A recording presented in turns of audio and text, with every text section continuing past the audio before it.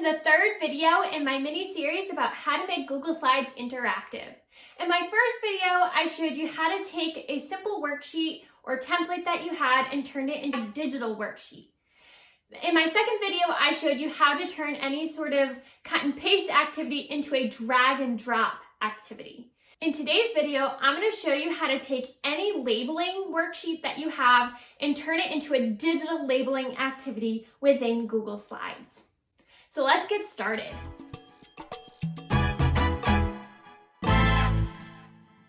When you first open Google Slides, this is the screen that you're going to see, and it gives you some very basic templates that you can use to get started making a presentation.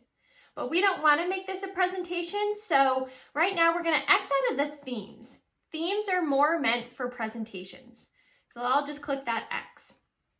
They also give you some very basic template boxes that you can use. We don't need them, so I'm going to delete them. So now I have more of a blank canvas that I can use to do whatever I want with. So this is more of what I would like to see. Now what I want to do is resize this blank canvas so that it fits more in line with my activity that I'm going to be doing.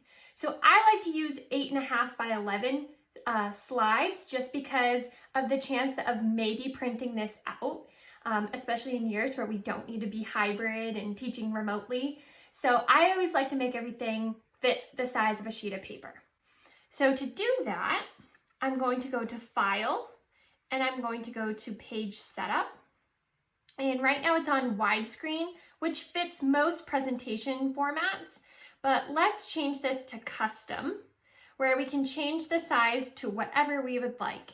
So I want to do an 8.5 by 11 inches. So that way it fits a standard piece of paper. And I hit Apply, and now my slide has resized to fit one sheet of paper. So for this activity, what I want students to do is label the different parts of the digestive system. So just like with any other activity or digital worksheet that I make, I want to put some sort of title or header up at the top. So to do that, I'm going to insert word art. And I like to use word art over using a text box because word art lets you play around with the formatting a little bit more. So it's really your preference whether you want to use word art or a simple text box for the title of your page. So I'm going to use word art, so I will hit insert. I'm going to title this Digestive System. And then when I hit enter, it puts in my word art. So now I have the opportunity to move this wherever I want. So I want it up near the top. I can change the color with the paint tool. This will change the color of the fill. So I tend to use blues and greens. So I'm going to make this one blue. I can then change the outline. So I like to use the black color for my outline. And then I can make my outline thicker using this border weight tool. So I like to go about 3, that even might be too much, 2. So then I'm going to change the font. So I like to use Luckiest Guy for my headers. And actually I'll go back and change this to size 0.3 thickness. So you can see it's kind of tight. It fits just edge to edge on my page. So I can use the little blue boxes around the edge to resize this. So I can use the corner and resize in multiple dimensions, although I really want it to fit more horizontally. All right, so now I have my header. So now what I need to do is put a text box in for the directions for this particular activity. So I'm going to go ahead and draw a text box under my title. I'm going to say directions, label the following diagram with the correct organs of the digestive system. So I can then take my directions. I change the font. I like to use Century Gothic. I always like to bold my directions, and then I can increase the font to about an 18. So I can resize this, make this pretty good in terms of matching the size of my title. So now that I have my title up top and the directions, now I need to put the diagram on the page that I want the students to label. So to do this, you can do a simple Google search for your image. I've already done one and found an image that I liked because it already has a transparent background and it's unlabeled. So I'm going to right click, copy it, and then go back to my presentation and paste it. All right, so now I'm going to center this to my page. So I love that Google Slides gives you the lines that tells you kind of where you are on the page. So now I have different points that I want students to label. And I'm going to include a word bank that students are going to use to help them with this labeling activity. So what I'm going to do is insert boxes where I want students to type labels. So let me add just a simple text box. So I want them to label the liver. So I'm going to put a box near the liver, and I'm just going to write in it, type here. So the students are going to be able to type in this box whatever you want them to label it. So right now, the box is see-through. I don't like when I'm doing labeling activities, the boxes to be see-through because the kids don't see it as a box where they need to type. So I like to use my paint can tool and, add like a gray background to it. I want to change the font to match my direction font. I also like to center this to the box, and I like to change the font color to red. I also want to come back to the line tool and add an outline to this box. So I'm going to use the black color. I'm probably going to go to a 3. And if I click off of it, you can see my box. I actually think that gray background, it might be even a little too dark. So I'm going to go back to the paint can and make it a little bit lighter. And so now I have a text box. I think I want to make it a little bit wider. So I'm going to actually go up in size of font, so about a 16. And I want this to be for the liver, so I can put it right next to it. I could also then add a line. So using this line tool up here at the top, I want a line going from this box to the liver. And right now it's very, very, very thin line, so I'm going to make it like a 4-point line. So students know that if they're typing in this box, it's going to be for the liver. And I would repeat this for all the different points on my diagram. So I'm going to copy more of these boxes so I don't have to reformat them again. I want them to label the green here, so let me copy my line so that they know that this is pointing directly to the green, so I can resize it. Really make sure that's in the middle of the green. And I would repeat this for every part of the diagram that I want labeled. So now I need to add my word bank in off on the side. So I'm going to add a text box.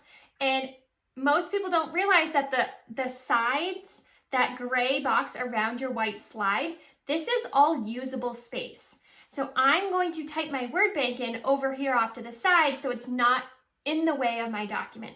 I could use any blank space on this page if I needed to put my word bank, but because this is a solely digital activity, I can put my word bank off on the side. So the words I want my students to label are esophagus, gallbladder, large intestine, and I can't spell today. Spelled esophagus wrong. There we go. The liver, mouth, pancreas, small intestine, and stomach. So word banks, I like to, again, use that same Century Gothic font. I want them to be a lot bigger, so that way they really stand out on the page. I like to center them. And then I like to put them within a white box and then outline that white box with a nice thick outline. So that way the word bank stands out.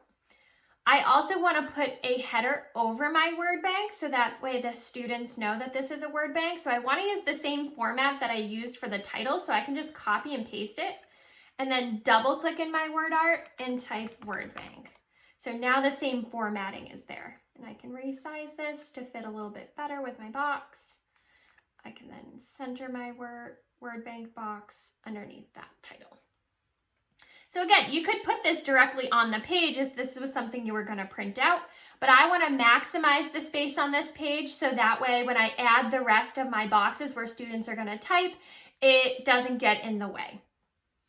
So now that I have this pretty much good to go, other than I need more boxes for the labels, my concern is that when I share this with students, they could easily delete these boxes by accident, or they could delete the line by accident and not know what it's pointing to. They could delete this back image, and they don't want to do that. So I use a trick called Edit Master. This allows you to lock parts of your Google Slides. So there are other methods to doing this, such as setting everything up and then downloading an image of the slide and then re-uploading it as a background. But I found this to be a problem, especially if, I make mistakes and I need to go back and fix any mistakes I made, or I want to add something. I have to do that whole process over again. I have to fix it, then I have to download it as an image, re-upload it as a background, and it just has become tedious because, again, I make a lot of mistakes. So this trick of using Edit Master allows you to make those edits that you need when necessary. So I'll show you what that would look like. So right now I want to take the title, the directions, the image of the digestive system, as well as my little lines here to be locked. The only thing I want students to be able to edit inside of is these text boxes. I also want to take the word bank and lock it too. So to do that, I'm going to highlight everything I want. So right now I'm just going to highlight the guy, the title, and the directions. And I'm going to cut and paste them. So I'm going to cut them using my Command plus X button on my keyboard, or you could just right click and do cut. So I'm going to cut them. And then I'm going to go up here to where it says slide and then Edit Master. So you, whenever you are in Google Slides, have a master template that is being used. And this allows you to just select the template for every single presentation that you're doing so that there's consistency. But we're going to use this tool to make sure we lock certain parts of our slides. So right now on our master slide, the first one here, there's these two text boxes, which are the two text boxes we saw at the very beginning. We can delete them. We don't need them. And I'm going to paste the information that I just cut from my actual slide.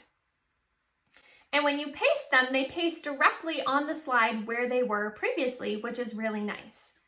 So now what we need to do is cut and paste more of those pieces that we want to be locked. So I wanted to lock these little black lines. If I hit the shift button and click on other things that I want to select, it allows me to select multiple things at once. So I'm going to select my text box over here for the word bank, and then the word art word bank as well. So I'm going to cut these, go to slide, Edit Master, and then hit paste. And they'll paste directly where they were before on the previous page. So what this is doing, we can come into the Edit Master function and we can change anything on here that we want. But when we X out of Edit Master, so if I hit the X and go back to the actual slide, everything that we want is here, but I can't click on any of it. I can't click on the title and change it. I can't move the picture. I can't move the little black lines. I can't move the text box. I can't change what's in the word bank. The only thing students will edit is the stuff that we did not put on the Edit Master. So these type here text boxes are the only things that students could actually move by accident or type in, which is what we want them to do. So the students will then just delete the type here and type in the word from the word bank that fits. So if I want to continue labeling this, I can copy and paste more of my type here boxes. So I want to label my small intestines as well. So I'm going to have another text box over here. Now, if I want to copy and paste the black line, because I want another line to go from this box to my small intestines, then I'm going to go back to my slide, Edit Master, and I'm going to copy that little black line, go back to my page and paste it.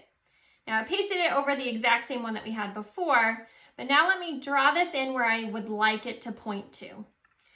And now it's pointing directly into that orange area, which I want to point it really towards the middle. And right now, the students, if they were to click on it, they'd be able to move it. So now I want to cut it and paste it and put it back on the Edit Master so students have no access to it.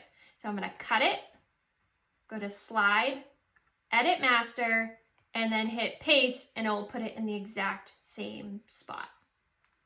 So I hope that you'll find this video really helpful if you're trying to make your own labeling diagram activities within Google Slides and you need to lock certain bits of it and still allow kids to be typing directly within the Google Slides. My students have found this very easy to use and practical within the classroom. Thank you for watching today's video. If you enjoyed, please make sure that you like, comment, and subscribe below. And hit that bell if you'd like to receive notifications about future videos. Thanks guys for watching. Have a great day.